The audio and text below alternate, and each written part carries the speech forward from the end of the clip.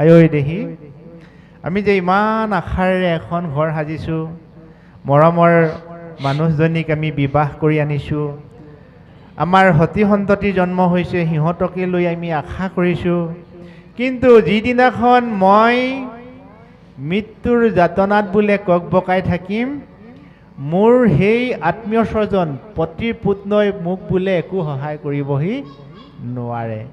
যত দেখা ভাৰ্যা পুত্ৰ হবে অকাৰণ, চাই মাত্ৰ থাকে কালে ধৰে যেতি ক্ষণ।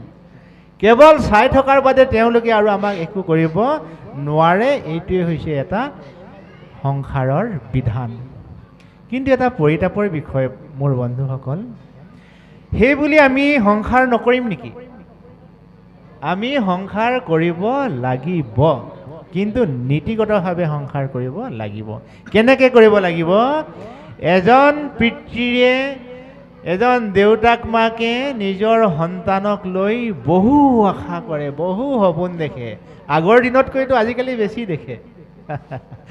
আগৰ দিনত আমাৰ ককাহঁত আপোনাহঁত যেতিয়া ল'ৰা আছিলে, মানে পেণ্ট এটা, হাফ পেণ্ট এটা পিন্ধি, চেণ্ডেলটোতো দূৰৰে কথা, বেগটো দূৰৰে কথা, কোনোবাই প্লাষ্টিকৰ মোনাত কিতাপ নিলেও নিলে, নিনিলেও নাই, এনেকৈ হাতৰ কেটকটলতে কিতাপ লৈ গ'ল স্কুললৈ।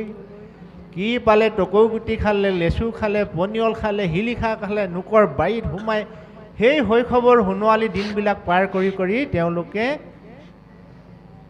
জীৱন অতিবাহিত কৰিলে। কিন্তু কোনোদিন মাক দেউতাকে লগত গৈ ল'ৰাটোৰ দৰে বহি থকা নাছিল। কিন্তু আজিৰ দিনটো আপুনি মন কৰকচোন, আমাৰ সন্তানে যেতিয়া স্কুললৈ যায়, ল'ৰাটো জানোচা কষ্ট পায় বুলি মাকজনীও লগত যায়ও দেহি। চৰকাৰী স্কুলত জ্ঞানৰ পৰিধি কম হয় বুলি ব্যক্তিগত খণ্ডৰ স্কুলত আমি নাম লগাই দিওঁ।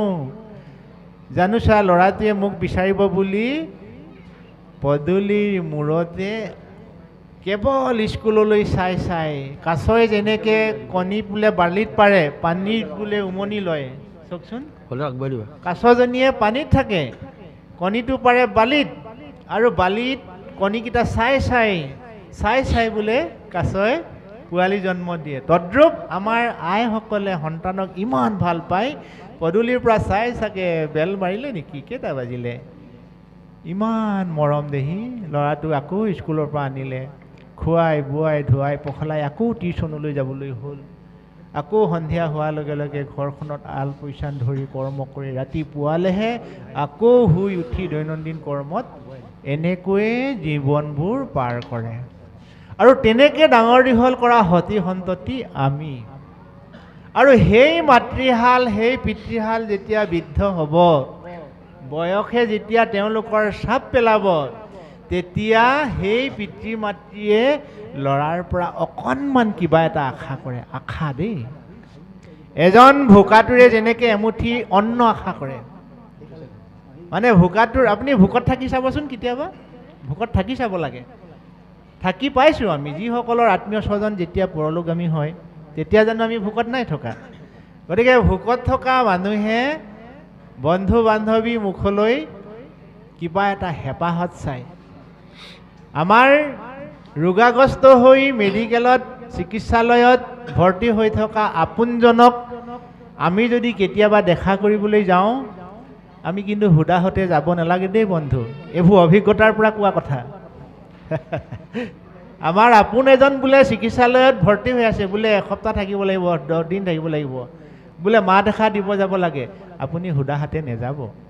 পাৰে যদি আপুনি দুটামান ফল মূল লৈ যাওক, যদি নোৱাৰে আহিব সময়ত টকা 100 গুজি দি থৈ আহক। আপোনাৰ প্ৰতি সেই ৰোগীয়াজনৰ, যিজনে অভিভাৱকে ৰৈ আছে, সেইজনৰ এটা সাংঘাতিক ধৰণৰ আত্মিক ভাৱ জাগৃত হ'ব, আৰু সেই ভাৱটোৱে তেওঁক দোলা দি থাকিব। যিদিনাখন আপোনাক লগ প্ৰয়োজন হ'ব, সেইদিনাখন তেওঁ আপোনাৰ ওচৰলৈ প্ৰথমজন ব্যক্তি হিচাপে যাব, তেওঁৰ তালিকাত সেই নামটো কেতিয়াও কৰ্তন নাযায়। গতিকে সেই অভিভাৱকজনে আমাৰ সন্তানৰ পৰা কি আশা কৰে? এষাৰ মৰম সনা মাত, এটা সৎ আচৰণৰ ব্যৱহাৰ। কিন্তু অতি দুখ লাগে, অতি বেজাৰ লাগে, এই সংসাৰখনৰ মায়ামোহৰ কথাবোৰ আপুনি মন কৰিব। ধৰ্মশাস্ত্ৰই কোৱা কথাখিনি আমাৰ লগত হুবহু মিলি গৈছে। যিদিনাখন সেইহাল পিতৃ মাতৃয়ে ইমান মৰম চেনেহৰ মাজত ল'ৰাটোক শিক্ষা দীক্ষা দিয়াই চাকৰিমুখী কৰিলে। এতিয়া বৃদ্ধ বয়সত পিতৃ মাতৃয়ে ল'ৰাৰ পৰা অকণমান মৰম সনা মাত আৰু আচৰণ আশা কৰিছিল, কিন্তু দুৱাৰ মুখত বহি থকা দেউতাকক আজিকালিচোন ল'ৰাটোৱে মাত এষাৰ নিদিয়াকৈ অফিচলৈ ওলাই যায়ও। যিটো ল'ৰাই ওলাওঁতে সোমাওঁতে দেউতা বুলি মাতিছিল, যিটো ল'ৰাই ওলাওঁতে সোমাওঁতে মাকৰ অবিহনে সি এখোজো ওলাই যাব নোৱাৰিছিল। ক'ৰবালৈ যাওঁতে মা মই আহিলোঁ দেই, দেউতা মই ঘৰলৈ গৈ পোৱা অকণমান দেৰি হ'ব, এই বুলি যিটো ল'ৰাই মাক দেউতাকক আত্মিকভাৱে ধৰি আছিল, সেই সন্তানটোৱে যেতিয়া নিজে উপাৰ্জন কৰিব পৰা হ'ব, এগৰাকী মনে বিচৰা গাভৰুৰ লগত সংসাৰ হ'ব, সেই সন্তানটোৱে নিজৰ কৰ্মস্থলীলৈ ওলাই যাওঁতে পদূলি মুখত ৰৈ থকা, দুৱাৰ মুখত ৰৈ থকা দেউতাকজনক এষাৰ মাত দি যাবলৈ সময় নাইকিয়া হ'ব। এইটো বোলে মায়াৰ প্ৰভাৱ, ধৰ্মশাস্ত্ৰই আমাক কৈ আছে।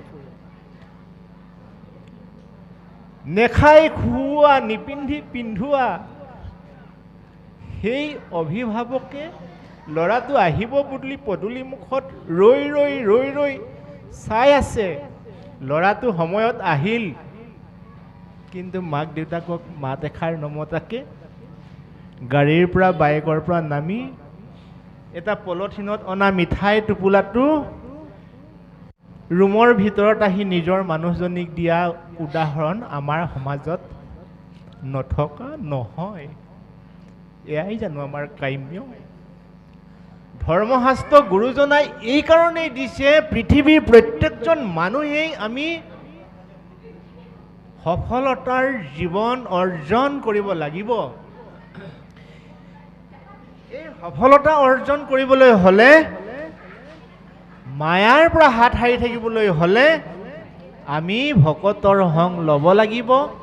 ঈশ্বৰৰ গুণানুকীৰ্তন আমি শ্ৰৱণ কৰিব লাগিব। শ্ৰৱণ মানে শুনা, গাব লাগিব মুখেৰে।